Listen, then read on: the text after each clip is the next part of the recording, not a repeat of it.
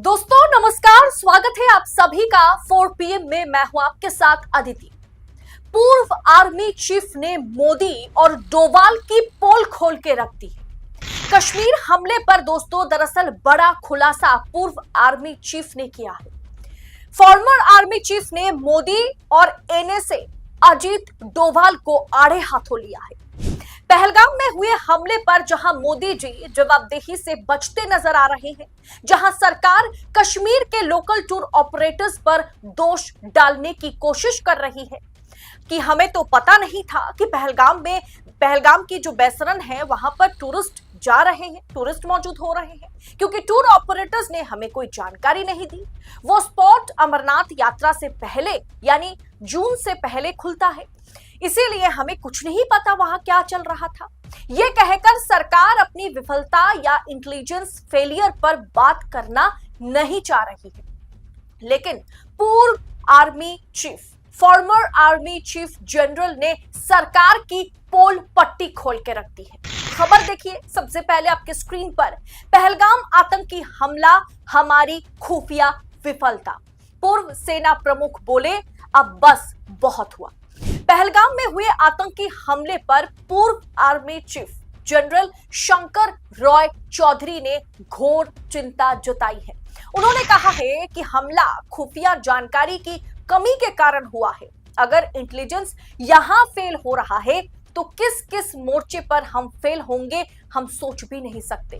ये सोचकर भी मुझे भयंकर चिंता हो रही है और सरकार इससे जवाबदेही से बच रही है। सरकार ऐसा नहीं कर सकती है।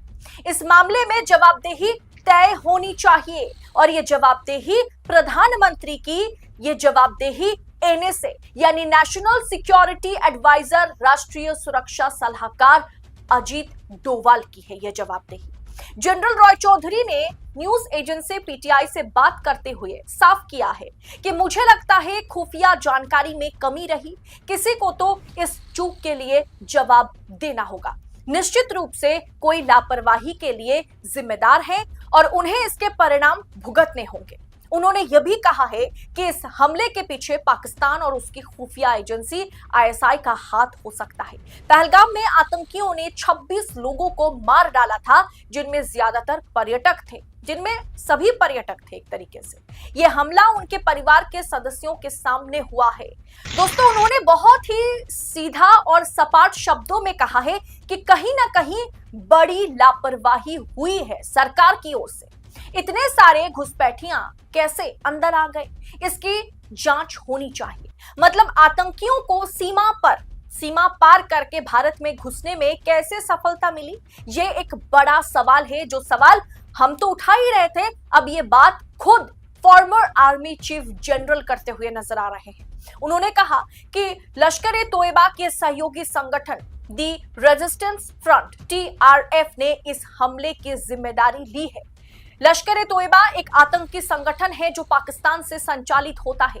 TRF उसी का एक हिस्सा है। उन्होंने आगे यह भी कहा कि जैसे का तैसा यानी टिट फॉर टैट अपनाने होंगे। जब उनसे यह सवाल पूछा गया, पीटीआई के पत्रकार ने यह सवाल पूछा, क्या भारत सरकार की ओर से पाकिस्तान पर लगाए गए राजनयिक प्रतिबंध काफी है, तो रॉय चौधरी ने क्या कहा? उन्होंने कहा सबसे पहले हमें प्रतिरोधात्मक उपाय करने होंगे। वे किस रूप में होंगे ये हम पर निर्भर करता है। पारंपरिक उपाय पर्याप्त नहीं होंगे। इसके मतलब है कि सिर्फ बातचीत और प्रतिबंधों से काम नहीं चलेगा, हमें कुछ और सख्त कदम उठाने होंगे। रॉय चौधरी ने आगे कहा कि हमें उसी तरह से जवाब देना होगा। यही एकमात्र तरीका है जो मुझे दिख रहा है कि जैसे का तैसा, टिट फॉर टैट, जो उन्होंने किया हमें भी उसी तरह से जवाब देना है। हमें अंतर्राष्ट्रीय कूटनीति बनाए रखते हुए जवाबी कार्रवाई करनी है। अब बहुत हो गया है, जैसे को तैसा वाली नीति अपनानी होगी। किसी अंदर के आदमी ने क्या हमलावरों की मदद की? ये सवाल जब पीटीआई के पत्रकार ने उनसे पूछा तो उन्होंने कहा मैं सीधे तौर पर ऐसा तो नहीं कह रहा हूं, लेकिन हमें अपनी आंखें और कान खुले रखने चाहिए। पाकिस्तान और आईएसआई हमेशा सक्रिय भूमिका निभाते रहे।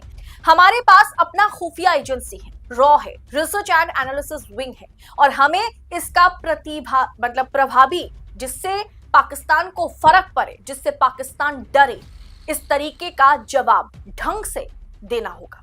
मतलब हमें हर तरफ से सतर्क रहना होगा और अपनी खुफिया एजेंसियों को और मजबूत करना होगा और सरकार को अपनी जवाबदेही तय करनी होगी। पूर्व army chief mister Roy Chowdhury ने, शंकर रॉय चौधरी ने यह साफ किया है कि इसकी जिम्मेदारी एनएसए अजीत डोभाल और हमारे देश के जो राष्ट्रीय सेवक है यानी प्रधानमंत्री मोदी को लेनी होगी, क्योंकि उन्होंने साफ किया है कि ये कोई local tourist operators, tour guide, इनके चलते, इनकी गलतियों के चलते ये हमला नहीं हुआ है। इस हमले को अंजाम देने के पीछे वो लोग इसलिए दे पाए क्योंकि हमारी इंटेलिजेंस फेल हो चुकी थी। हमारी आर्मी हो, सेना हो, इंटेलिजेंस हो, रॉ हो, आईबी हो, ठीक तरीके से काम करते हुए नजर नहीं आए थे। अब दोस्तों, हम तो डायरेक्ट तरीके से या सीधे तौर पर सेना से सवाल नहीं कर सकते। अब सेना से सवाल करना मतलब देश के लिए सवाल, मतलब देश पर सवाल हो जाता है, लेकिन सवाल तो पूछे जाएंगे ना, क्योंकि अब ये बात हम नहीं कर रहे हैं। बड़े बड़े सिविल सोसाइटी के लोग, बड़े बड़े जर्नलिस्ट, यहाँ तक कि जितने भी पूर्व आर्मी ऑफिसर्स रहे, आर्मी चीफ अब ये बात करते हुए नजर आ रहे हैं कि इंटेलिजेंस फेलियर पर बात करनी चाहिए। बात नहीं करेंगे या ये एक तरीके से एंटी नेशनल वाली बात हो जाएगी, इसलिए हम इस पर बात करने से, इससे सवाल पूछने से बचेंगे, ऐसा करना उचित नहीं होगा। हमें पैनी नजर रखनी है, साथ में हमारी इंटेलिजेंस में कहां हम फेल हुए इस पर बातें करनी होंगी, इस पर कार्रवाई होनी चाहिए, इस पर जांच बिठानी चाहिए। ये बात खुद पूर्व आर्मी चीफ करते हुए नजर आ रहे हैं। दोस्तों, पहलगाम में जिस तरीके से आतंकी हमला हुआ, जिस तरीके से 26 पर्यटकों पर धर्म पूछकर गोलियों से उन्हें भून डाला गया, इसकी जिम्मेदारी कहीं ना कहीं साफ, मतलब इसकी जिम्मेदारी सरकार को लेनी होगी और हमारी खुफिया विफलता, हमारी इंटेलिजेंस फेलियर जो है वो साफ तौर पर नजर आ रहा है, उससे हम बच नहीं सकते।